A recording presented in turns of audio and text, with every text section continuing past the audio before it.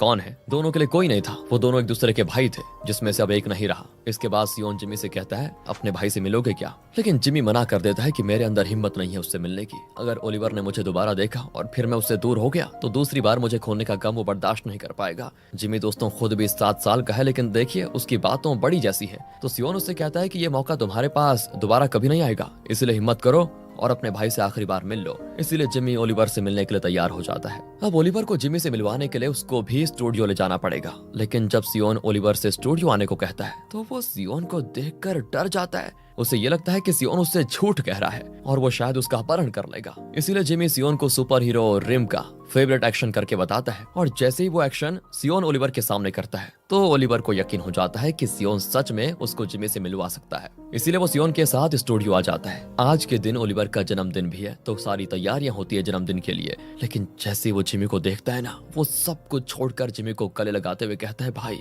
तू मुझे छोड़कर कहाँ चले गया था? दोबारा कभी मत जाना, मुझे कुछ नहीं चाहिए, सिर्फ तू चाहिए। ये देखकर सियोन की आंखें नम हो जाती हैं। तब जिमी हिम्मत करके ओलिवर से कहता है, हमारा फेवरेट सुपर हीरो रिम है ना, उसने मुझे एक मिशन दिया है, वही मिशन पूरा करने के लिए मुझे जाना होगा भाई।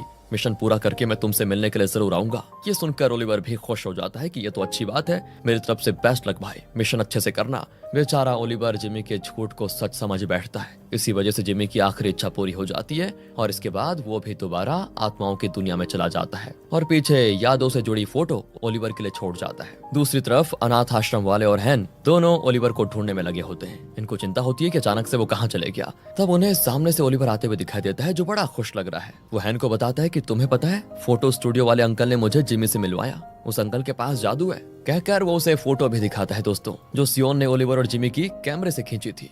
ये देखकर हैन हैरान हो जाती है कि ऐसा कैसे हो सकता है, सियोन ने ये किया कैसे। इसीलिए वो उससे मिलने के लिए निकल जाती है। तो वहीं सियोन जब अपने स्टूडियो की ओर जा रहा होता है, तभी कई सारी आत्माएं उसके पीछे पड़ जाती हैं। वो उसे मारते हुए कहती हैं कि हमें वो कैमरा चाहिए। ये देखकर सियोन उनसे बचकर वहां से भागने लग जाता है और आत्माओं की तादाद इतनी बढ़ती जाती है कि वो सब मिलकर सियोन को पकड़ लेते हैं। कुछ आत्माएं तो एक बिल्डिंग के ऊपर लगा बड़ा बोर्ड हिलाकर उसे सियोन पर गिराकर उसे मारने की कोशिश करते हैं, लेकिन इससे पहले कि बोर्ड सियोन पर गिरता तभी वहां पर हैन आकर सियोन को साइड कर लेती है, जिससे सियोन बच जाता है फिलहाल। और इस बार भी दोस्तों हैन के आते ही उसके अंदर से निकलने वाली शक्ति सारी आत्माओं को वहां से गायब कर देती है। यानी कि पक्का इस हैन के अंदर भी कुछ ना कुछ तो है। और वो सियोन के चारों तरफ एक चक्र बना देती है ताकि उसके अंदर आत्माएं आ ही ना पाए। सियोन भी हैरान था दोस्तों कि अब इसका पता लगाना ही होगा कि हैन के अंदर क्या चीज है। हैन और सियोन दोनों अनजाने में सही पर कई बार एक दूसरे से मिल चुके थे, जिससे दोनों में नजदीकियां बढ़ने लगी थी। लेकिन हैन की मिस्ट्री क्या है? सियोन 35 साल होते ही मर जाएगा क्या, या फिर नहीं? आगे के पार्ट्स में पता चलेगा।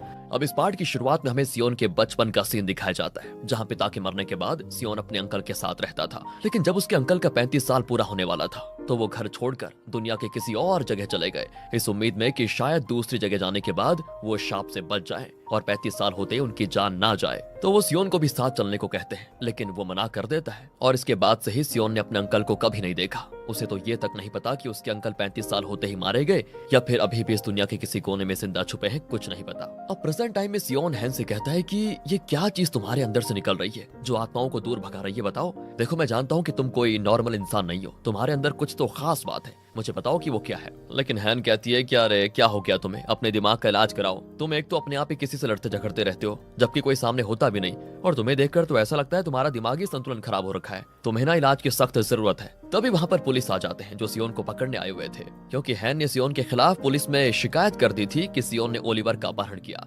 सियोन चिल्ला चिल्ला कर कह रहा होता है कि पागल हो क्या, मानता हूँ ओलिवर को मैं अपने साथ लेकर गया था, लेकिन उसको अनाथ आश्रम तक छोड़ा मैंने, ये समझे। ऊपर से वो मेरे साथ अपनी मर्जी से गया था, मैंने कोई जोर जबरदस्ती नहीं की थी उसके साथ। अरे आप लोगों को विश्वास नहीं हो रहा है तो आप उसी से पूछ लो। लेकिन पुलिस वाले सुनते ही नहीं। हैन ने जानबूझकर सियोन को इस चीज में फंसाया था, क्योंकि सियोन दोस्तों जिस घर में अभी किराए पर रह रहे हैं ना, उसी घर के बाहर टेंट लगाने पर सियोन ने हैन के खिलाफ पुलिस में शिकायत कर दी थी। ये सियोन को फंसा दिया दोस्तों। और अब पुलिस स्टेशन में आते ही सियोन को वहाँ कई सारी आत्माएं दिखाई देती है जो उस पर हमला करने के लिए उसकी ओर बढ़ती है, लेकिन वो अभी दोस्तों हैन के साथ बैठा हुआ है, इसलिए हैन की शक्ति उस आत्मा को सियोन के करीब तक आने नहीं देती। ये देखकर सियोन हैन से और ज्यादा चिपकने की कोशिश करता है ताकि आत्माएं उसका कुछ न बिगाड़ पाए, लेकिन हैन भी कहते कि देखो देखो मुझसे जरा दूर हो जाओ, नजदीक आए तो छेड़खानी का केस ठोक दूंगी, बता रही हूँ। इतना कहकर वो सियोन से दूर जाकर बैठ जाती है। पुलिस ऑफिसर सियोन से कहता है कि कोई बंदा है तुम्हारी पहचान का तो उसको लेकर आ जाओ ताकि तुम्हारी जमानत करवा पाए, वरना जेल में जाना पड़ेगा। सियोन बेचारा जून को फोन लगाता है लेकिन वो फोन नहीं उठाता, वो कहीं और मस्ती में लगा होता है।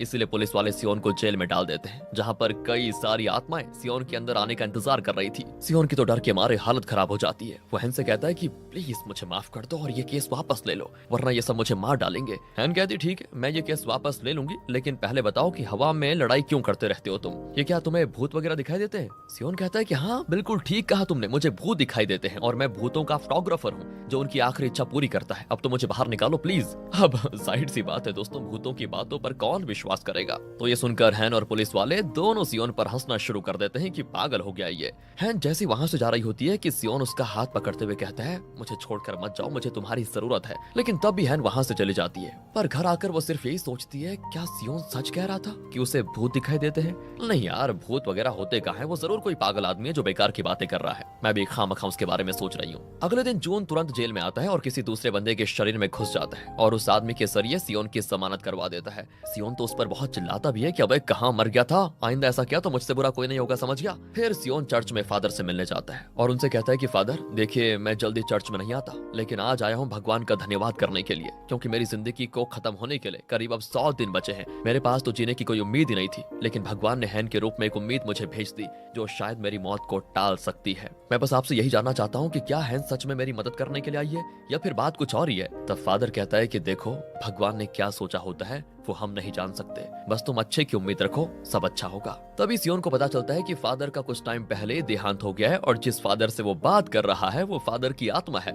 ओह, ये देखकर सियोन तुरंत वहां से भाग जाता है कि कहीं ये आत्मा अब मुझ पर हमला न कर दे। लेकिन अब बात यह है कि आत्माओं का फोटोग्राफर होने के बावजूद भी ये उनसे डरता क्यों है और आत्माएं उसे मारने की कोशिश क्यों करती हैं? आगे पता चलेगा दोस्तों, इतनी जल्दी नहीं। अब सियोन हैन से मिलने उसके टेंट में आ जाता है, लेकिन वहाँ वो मौजूद ही नहीं होती। सियोन तब हैन की दादी से कहता है मुझे हैन से मिलना है, कब तक आएगी कुछ पता है आपको? लेकिन दादी बात को टालते हुए कहती है कि मैंने सुना है तुम एक फोटोग्राफर हो और अगर तुम अच्छी सी मेरी फोटो खींचोगे तभी मैं बताऊंगी कि हैन अभी कहाँ पर हो सकती है। इसलिए सियोन उनकी फोटो खींचते हुए उनसे पूछता है कि क्या कभी आपने हैन के साथ कुछ अजीब होते हुए देखा, जैसे कभी उसने कहा हो कि उसको भूत वगैरह दिखाई देते हैं, ऐसा कुछ? अभी दोस्तों सियोन के मन में ये चल रहा है कि हैन मुझसे झूठ बोल रही है कि इस लड़की को मेरे घर के आगे से दूर करो, जबरदस्ती डेरा डालकर बैठी हुई है। इसी वजह से हैन ने बदला लेने के लिए